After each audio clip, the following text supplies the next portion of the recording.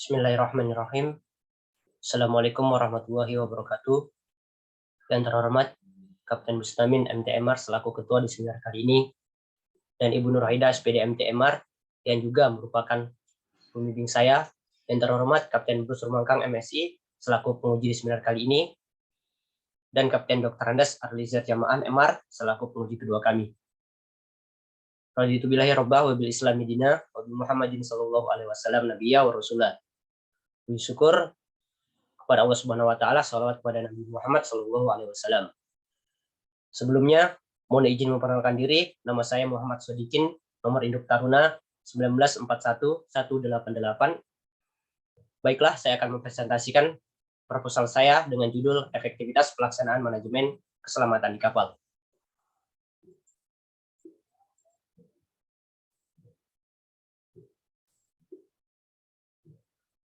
Yang melatar belakangnya atas penelitian saya ini adalah ISM Code merupakan suatu standar internasional manajemen keselamatan pengoperasian kapal dan pencemaran laut atau dalam dunia kemaritiman. ISM Code ini dibuat oleh IMO atau International Maritime Organization. IMO sendiri merupakan sebuah organisasi di bawah naungan PBB atau Perserikatan Bangsa-Bangsa. Pengibaratan dalam sebuah kenegaraan, ISM Code ini merupakan sebuah undang-undang atau aturan yang menjadi pedoman dalam berperilaku saat menjalani kehidupan. Karena ada aturan ini, kita semua berharap dapat mengurangi bahkan menghilangkan peristiwa kecelakaan, karena keselamatan merupakan hal utama dalam dunia pekerjaan dan dunia kemaritiman.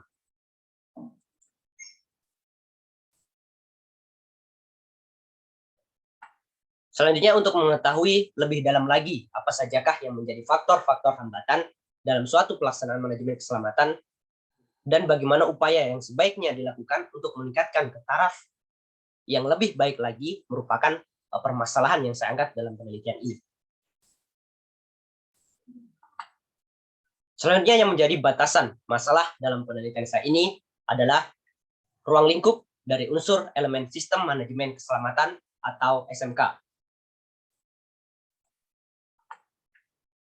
Selanjutnya, mengenai tujuan penelitian. Tujuan penelitian saya di sini untuk menganalisa faktor hambatan. Maksudnya menganalisa adalah meneliti atau mencari tahu apa penyebab manajemen tidak terlaksana dengan baik, dan bagaimana untuk mengidentifikasi atau bagaimana menentukan dan menetapkan upaya meningkatkan sistem manajemen keselamatan tersebut.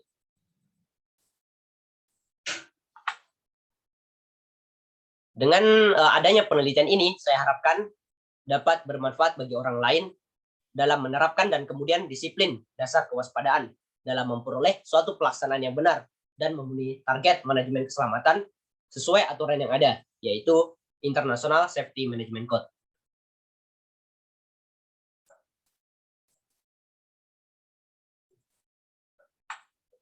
Kemudian, saat saya mengangkat judul penelitian ini, saya menduga prosedur manajemen keselamatan di kapal tidak berjalan sesuai dengan prosedur yang semestinya. Ini yang menjadi hipotesis dalam penelitian saya.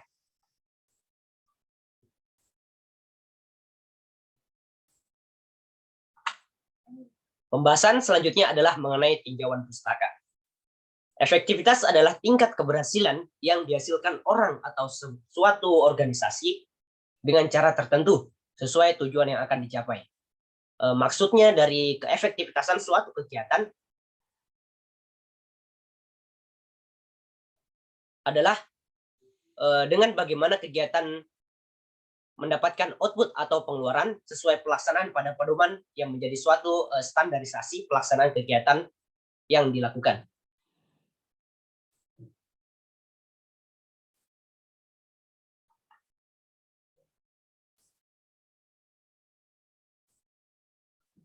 Pembahasan selanjutnya adalah mengenai International Safety Management Code atau yang biasa kita sebut dengan ISM Code. International Safety Management Code merupakan standar internasional sistem manajemen keselamatan untuk pengoperasian kapal secara aman di lingkungan laut. Tujuan ISM Code ini bagaimana ISM Code menjamin keselamatan, menghindari kecelakaan yang mengakibatkan korban jiwa atau kematian.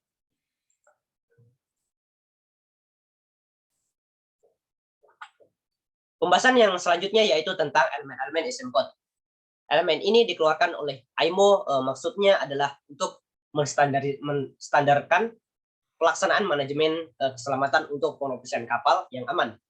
Elemen-elemen SM Code ini terdiri atas 16 elemen. Yang pertama adalah elemen umum.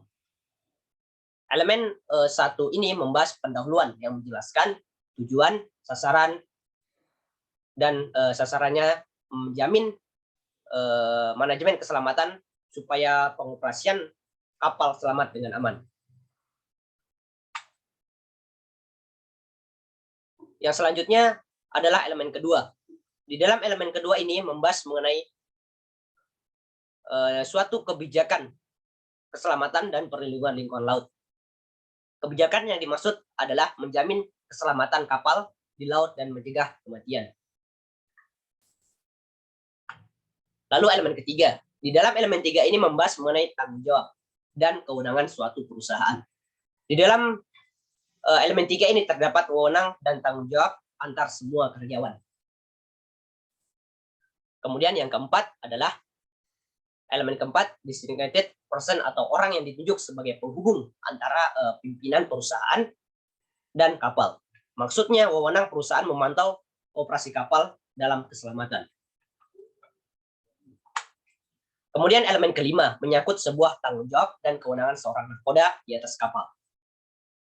Tugasnya nahkoda di sini memberi motivasi ABK tentang disiplin sistem manajemen keselamatan.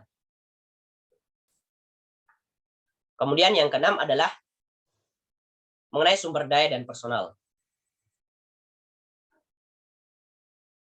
Elemen ketujuh, pengembangan pengoperasian kapal. Kemudian elemen ke-8, kesiapan menghadapi keadaan darurat. 9 adalah laporan dan analisa ketidaksesuaian kecelakaan dan kejadian berbahaya. Yang berikutnya adalah elemen ke-10. Elemen ke-10 ini mengatur tentang pemeliharaan kapal dan perlengkapannya. Di dalam aturan ini, perusahaan harus menjamin kapal dipelihara dengan sesuai aturan sehingga dapat digunakan sebagaimana mestinya. Kemudian elemen ke-11 berisi tentang dokumentasi. Elemen ke-12 berisi tentang verifikasi, pemeriksaan, dan penilaian ulang yang dilakukan oleh perusahaan. Kemudian elemen ke-13 membahas tentang pembahasan dalam aturan ini mengenai sertifikasi, verifikasi, dan pengawasan. Selanjutnya elemen ke-14 berupa sertifikasi sementara.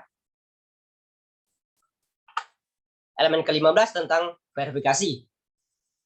Kemudian elemen yang terakhir adalah elemen ke-16, aturan ini tentang format sertifikat. Di sini aturannya adalah sertifikat harus menggunakan bahasa Inggris atau bahasa Prancis. Tapi jika tidak, harus diterjemahkan ke salah satunya.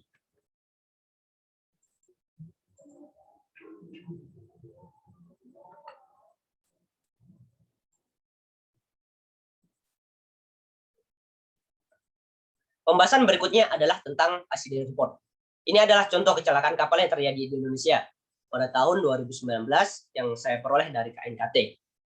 Yang pertama adalah kapal Tanto Ceria. Kapal Tanto Ceria ini terjadi kecelakaan pada tanggal 26 November 2019. Kapal ini mengalami sebuah kebakaran pada anjungannya yang terjadi di daerah Jawa Timur, tepatnya di alur pelayaran barat Surabaya. Sebelum peristiwa kapal Tanto Ceria pada tanggal 21 Agustus 2019 juga terjadi peristiwa keadaan kapal kandas yang dialami oleh kapal Nusa Agung di alur pelayaran masuk pelabuhan Bakauheni, yaitu di Lampung.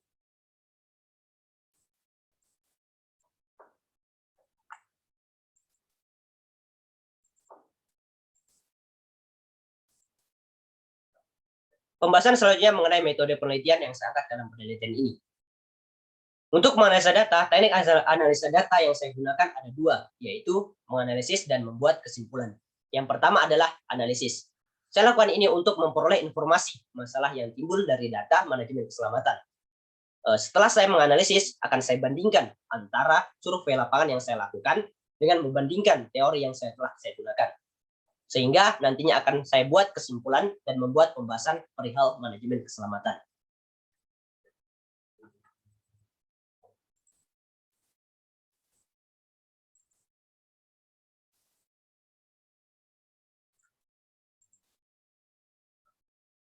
Selanjutnya adalah teknik pengumpulan data. Untuk memperoleh data ini, saya menggunakan metode kualitatif.